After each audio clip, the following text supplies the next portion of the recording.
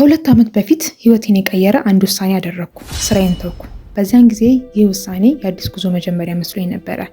ለራሴ መስራት፣ በራሴ መንገድ መፍጠርና የራሴን ነገር መገንባት ሁል ጊዜ የሚፈልገው ነገር ነበረ። እኔ በሙያዬ አርክቴክት ሲሆን አሁን ደግሞ ግራፊክስ ዲዛይን እና ዲጂታል አርቲስት ነኝ። ፈጠራ ደግሞ ሁል ጊዜ የማንነቴ ትልቅ ክፍል ነበረ። መሳል፣ ዲዛይን መስራት፣ ሀሳቦችን ማሰብና በአእምሮ ያለውን ነገር ወደ እውነተኛ ስራ መቀየር ወዳለሁ። ግን የምትወደውን ነገር ማወቅና በህይወት በትክክል ምን ማድረግ እንደምትፈልግ ማወቅ ሁለት የተለያዩ ነገሮች ናቸው። ስራዬን ስተው በመጨረሻ ህልሜን መከተል እንደጀመርኩ አስቤ ነበረ። ግን አንድ ችግር ነበረ። ህልሜ በትክክል ምን እንደሆነ እኔም አላውቅም ነበረ። ስኬት ምን እንደሆነ የራሴ የሆነ ምስል ነበረኝ። ከፈጠራዬ ገንዘብ ማግኘት እፈልግ ነበረ። የራሴን ቢዝነስ መገንባት እፈልግ ነበረ። ነፃነት እፈልግ ነበረ። ሰዎች ስራዬን እንዲያውቁና እንዲያደንቁት እፈልግ ነበረ። ይህ ሁሉ በፍጥነት እንዲሆን እፈልግ ነበረ። ሁሉንም ነገር ወዲያውኑ ማወቅ አለብኝ ብዬ በራሴ ላይ ትልቅ ጫና አደረግኩ። ስራዬን ከተውኩ በኋላ ቀጥሎ ምን ማድረግ እንዳለብኝ በትክክል ማወቅ አለብኝ ብዬ አስብ ነበረ። ፍጹም የሆነ የቢዝነስ እቅድ ሊኖረኝ ይገባል። ምን አይነት ምርት እንደምሰራ ማወቅ አለብኝ። ራሴን እንዴት ማርኬት ማድረግ ማወቅ አለብኝ። ገንዘብ ማግኘት መጀመር አለብኝ። ስኬታማ መሆን አለብኝ። ግን ህይወት እኔ እንዳሰብኩት አልሆነም። የተለያዩ ነገሮች እንሞክር ነበረ። የተለያዩ ሀሳቦችን እመረምር ነበረ። ፕሮጀክቶችን እጀምር ነበረ። ራሴን እጠይቅ ነበረ እና ሁል ጊዜም በትክክለኛው መንገድ ላይ ነኝ ብዬ እጠይቅ ነበረ። አንዳንድ ጊዜ ሌሎች ሰዎችን እያየው እነሱ በትክክል ምን እንደሚፈልጉ እንዴት ያውቃሉ ብዬ እጠይቅ ነበረ። እኔ ግን ራሴን ለማወቅ እንኳን እየሞከርኩ እንዳለው ይሰማኝ ነበረ እና ይህ ምናልባት በዚህ ጉዞ ውስጥ ከባዱ ክፍል ነበረ። መውደቅ አልነበረም። ጠንክሬ መስራት አልነበረም። አለማወቅ ነበረ። በትክክለኛው መንገድ ላይ መሆኔን አለማወቅ፣ የምወሰናቸውን ውሳኔዎች ወዴት እንደሚወስደኝ አለማወቅ እና ለእኔ ስኬት በእውነት ምን እንደሆነ አለማወቅ። ለራስህ ስትሰራ ደግሞ የሚነግር ሰው የለም። ቀጥሎ ምን እንደምታደርግ የሚያሳይህ አለቃ የለም። የምትወጣበት ግልጽ የሆነ የስራ ደረጃም የለም። ይህንና ይህን ካደረግ ስኬታማ ትሆናለህ ብሎ ቼክሊስት የሚሰጥ ሰው የለም። የራስን መንገድ ራስ መፍጠር አለብህ እና አንዳንድ ጊዜ ያ ነፃነት በጣም ያስፈራል። ለተወሰነ ጊዜ ሁልጊዜ ምርታማ መሆን እንዳለብኝ ይሰማኝ ነበረ። ዲዛይን ካልሰራው ራሴን ወቅስ ነበረ። ፖስት ካላደረግኩ ወደኋላ እየቀረው እንደሆነ ይሰማኝ ነበረ። ሽያጭ ካልነበረ ደግሞ ራሴን ጥሩ ባለሙያ መሆን ይጠራጠር ነበረ። ቀስ በቀስ የራሴን ዋጋ ከምርታማነቴ ጋር ማያያዝ ጀመርኩ እና ይህ በጣም አድካሚ መንገድ ነበረ። ምክንያቱም አርቲስት ወይም ፈጠራ የሚወድ ሰው ስትሆን ሁሉም ቀን ምርታማ አይሆንም። ሁሉም ሀሳብ ድንቅ አይሆንም። ሁሉም ፕሮጀክት ስኬታማ አይሆንም እና አንዳንድ ጊዜ በቀላሉ ማውቀውም ያስፈልጋል። ማረፍ ያስፈልጋል። ህይወትን መኖር ያስፈልጋል እና ለመጀመሪያ ጊዜ ለምን መፍጠር እንደጀመርክ ማስታወስ ያስፈልጋል። በዚህም ውስጥ እያለው ጆርናሊንግ ራሴን እንዳገኝ ረዳኝ። በዚያን ጊዜ በጣም ከረዱኝ ነገሮች ውስጥ ጆርናሊንግ ነበረ። ከራሴና ከሀሳቦቼ ጋር ብቻዬን ለመሆን ጊዜ መስጠት ጀመርኩ። የሚሰማኝን እጽፍ ነበረ። ስለ ፍርሃቴ እጽፍ ነበረ። ስለምፈልገው ህይወት እጽፍ ነበረ እና አንዳንድ ጊዜ መልስ እንኳን አልነበረኝም። ግን ጆርናሊንግ ጥያቄዎቹን ለመጠየቅ ቦታ ሰጠኝ። በእውነት ምን እፈልጋለሁ? ምን አይነት ህይወት መገንባት እፈልጋለሁ? ለእኔ ስኬት ምን ማለት ነው? ምክንያቱም መፍጠር ስለምወድ ነው የምፈጥረው ወይስ ስኬታማ መሆን አለብን ብዬ በራሴ ላይ ጫና ስለማድረግ ቀስ በቀስ ከራሴ ጋር እንደገና መገናኘት ጀመርኩ። ከዚያም አመለካከቴ የበለጠ እየቀየረ አንድ ጉዞ መጣ። ወደ አርባ ምንጭ ያደረኩት ጉዞ።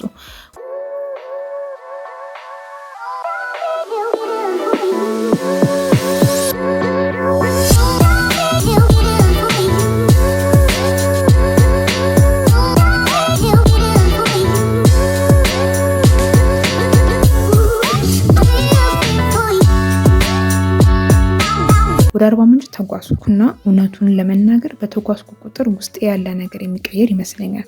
ጉዞ ከለመድኩት ህይወት አወጣኝ። ከለመድኩት አካባቢ፣ ከየቀኑ ልምዶች፣ ከተመሳሳይ ጭንቀቶቼ በአርባ ምንጭ ያሳለፉት ትንሽ እረፍት ሰጠኝ።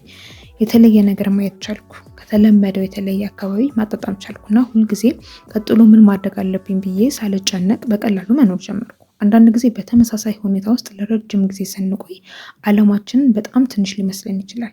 ችግሮቻችን በጣም ትልቅ ይመስሉናል። ፍርሃታችን የበለጠ ይጮሃል እና አሁን ያለንበት ሁኔታ መላው ህይወታችን እንደሆነ ማመን እንጀምራለን። ግን ጉዞ አንድ ነገር አስታወሰኝ። ከኛ ከምናውቀው ህይወት ውጪ በጣም ትልቅ ዓለም አለ። የተለያዩ ሰዎች አሉ፣ የተለያዩ ባህሎች አሉ፣ የተለያዩ አካባቢዎች አሉ።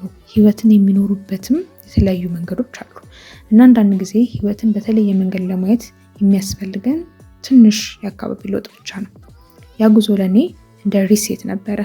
ሁሉንም ችግሮችን በአንድ ቀን አልፈታም። በህይወቴ ምን እንደምሰራ የሚነግረኝ ፍጹም የሆነ የ5 ዓመት እቅድ ይዤ አልተመለስኩም። ግን ከዚያ ጉዞ አንድ የበለጠ ጠቃሚ ነገር ይዤ ተመለስኩ። ትንሽ ተጨማሪ ግልጽነት፣ ትንሽ ተጨማሪ ሰላምና ሁሉንም ነገር አሁን ማወቅ እንደማያስፈልገኝ የሚያስታውሰኝ ነገር። መቀጠል ብቻ ነው የሚያስፈልገኝ፣ ፍጹም መሆን አላስፈልገኝም፣ መጀመር ብቻ። ከዚያ በኋላ በፈጠሪያ ውስጥ የበለጠ ለመሞከር ራሴን ፈቀድኩለት። እያንዳንዱ ፕሮጀክት ትልቅ ስኬት መሆን እንዳለበት መጠበቅ አቆምኩ። ነገሮችን ለመሞከር ራሴን ፈቀድኩለት፣ ለመፍጠር፣ ስህተትን ለመስራት፣ ሀሳቤን ለመቀየር እና በዚህ ሁሉ ሂደት ውስጥ ራሴን የበለጠ መረዳት ጀመርኩ። አንዳንድ ጊዜ ፍላጎትህን ተቀምጠ በማሰብ ብቻ አታገኘውም። አንዳንድ ጊዜ በመሞከር ታገኘዋለህ። አንድ ነገር ትጀምራለህ፣ ሊሳካ ይችላል። ከዛ ሌላ ነገር ትሞክራለህ እና በመፍጠር በመሳሳትና እንደገና በመሞከር ቀስ በቀስ መንገድን ታገኛለህ። የራሴን የፈጠራ ቢዝነስ በመገንባት ሂደት ውስጥ ከተማርኳቸው ትልልቅ ነገሮች አንዱ ፍጹም ሁኔታ እስኪመጣ መጠበቅ እንደማያስፈልገኝ ነው። ለረጅም ጊዜ ብዙ ሀሳቦች ነበሩኝ፣ ስለ አርት፣ ስለ ምርቶቼ፣ ስለ ቢዝነስ። ግን አንዳንድ ጊዜ ሳልጀምር ራሴን አቆም ነበር። ምክንያቱም ሊበላሹ የሚችሉትን ነገሮች ብቻ እያሰብኩ ነበር። ሰዎች ባይወዱትስ? ማንም ባይገዛውስ? ስሬ ፍጹም ካልሆነስ? ገንዘብ ወጥቼ ካልሰራስ? ብወድቅስ? ግን እውነታው አንድ ነገር ነው። ሁሉም ነገር ፍጹም እስኪሆን ድረስ ከመጠበቅ ምንም ሳትጀምር ዓመታት ሊያልፉ ይችላሉ። ስለዚህ ዝግጁ ሳልሆን እንኳን መጀመር መማር ነበረብኝ። የሰራሁትን ስራ ለዓለም ማሳየት፣ ስራዬን ማውራት እና ስራዬን ማርኬት ማድረግ።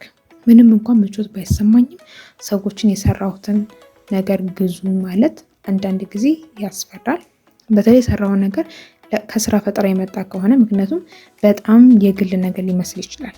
ሰዎችን ስራን ካልገዙ ምናልባት ስራዬን አልወደዱትም ብለህ ታስባለህ። አንዳንድ ጊዜ ደግሞ ምናልባት በቂ ችሎታ የለኝም ትላለህ። ግን ቢዝነስ አንድ ነገር አስተምሮኛል። የምትሰራውን ስራና ያንተ ዋጋ አንድ አይደሉም። አንዳንድ ጊዜ ሰዎች ስራን አላዩትም።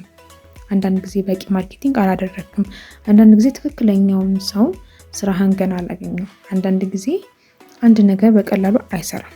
ግን ያ ማለት አንተ ወድቃል ማለት አይደለም። አንድ ነገር ተምራል ማለት ነው። አሁን እየተማርኩ ነው። እስካሁን ነገሮችን እየሞከርኩ ነው። አሁንም ራሴን የምጠራጠርበት ጊዜ አለ። አሁንም ከሌሎች ወደኋላ እንደቀረ የሚሰማኝ ቀን አለ። አሁንም የማይሳኩ ሀሳቦች አሉ እና በፍጹም ሁሉንም ነገር አውቃለሁ ማለት አልችልም። ግን ስራዬን ትቼ በመንገዴ ጠፍቼ የነበረውን ራሴን ሳስብ ምን ያህል እንደተለወጥኩ እገነዘባለሁ። በዚያን ጊዜ መንገዴን ማጣት ማለት ወድቄያለሁ ብዬ አስብ ነበር። አሁን ግን መንገዴን ማጣትም የጉዞ አካል እንደነበር አምናለሁ። የቀድሞውን የራሴን ስሪት እየተወኩ ነበር። አዳዲስ ክህሎቶችን እየሞከርኩ ነበር። አዳዲስ ነገሮችን እየሞከርኩ ነበር። የራሴን ግምት እየቀየርኩ ነበር እና ቀስ በቀስ የራሴ የሚመስል ህይወት እየገነባው ነበረ። ይህን ቪዲዮ እያያችሁ ከሆነና አሁን በህይወታችሁ ትንሽ እንደጠፋችሁ የሚሰማችሁ ከሆነ አንድ ነገር ልንገራችሁ። ሁሉንም ነገር ማወቅ አያስፈልገንም። ሀሳባችሁን መቀየር ትችላላችሁ። እንደገና መጀመር ትችላላችሁ። ማረፍ ትችላላችሁ። መጓዝ ትችላላችሁ። መጻፍ ትችላላችሁ። መፍጠር ትችላላችሁ እና ራሳችሁን በደንብ ለማወቅ ጊዜ መስጠት ትችላላችሁ። አንዳንድ ጊዜ መልሶቹን በግድ ለማግኘት ስንሞክር አይመጡም። ግን ትንሽ ፍጥነታችንን ስንቀንስ፣ ራሳችንን ለማዳመጥ ጊዜ ስንሰጥ መልሶቹ ቀስ በቀስ መምጣት ይጀምራሉ። እኔ አሁንም በዚህ ጉዞ ላይ ነኝ። ሁሉም ነገር በአስማት አስተካክያለሁ ማለት አልችልም እና ምናልባት በአንድ ቀን ሁሉንም ማወቅ አልችልም። ግን አሁን ሂደቱን የበለጠ መውደድ እየተማርኩ ነው። ትረስት ፕሮሰስ እንደሚባለው ማለት ነው። ለራሴ ደግሞ ደግ መሆን እየተማርኩ ነው። ትንንሽ ስኬቶችን ማክበር እየተማርኩ ነው። እናም መፍጠርን መቀጠል ማለት ነው። ምክንያቱም መንገድ የጠፋ በሚመስለኝ ጊዜ እንኳን ፈጠራ ሁል ጊዜ ወደ ራሴ የሚመልሰኝ መንገድ ነበረ። ስለዚህ እናንተም ህልም ካላችሁና ለመጀመር እየፈራችሁ ከሆነ ይህ ቪዲዮ ትንሽ ማበረታቻ እንዲሆንላችሁ ፈልጋለሁ።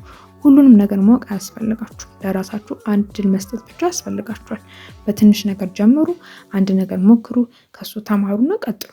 ምናልባት የትንሽ መጀመሪያ ወዴት እንደሚወስዳችሁ አታውቁም እና ምናልባት አሁን መንገዴን አጣው ብላችሁ የምታስቡት ራሳችሁ ወደ አዲስ ማንነት በመሄድ ላይ ናት።